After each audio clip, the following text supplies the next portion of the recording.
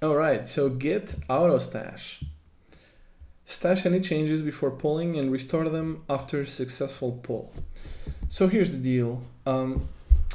If you have a local repository and you make changes to it which are still uncommitted, so you have what's called a dirty workspace, and you try pulling from the remote repository, Git won't let you do that. So you would actually need to manually stash your dirty workspace.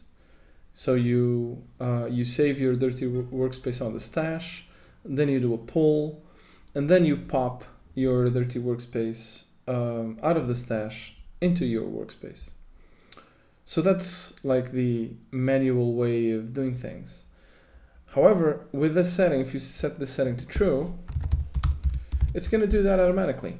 You can have a local repository with uncommitted changes, and you can still pull from the remote repository, and it will stash your dirty files, it will pull, and after successful pull, it will pop your dirty files again into your workspace.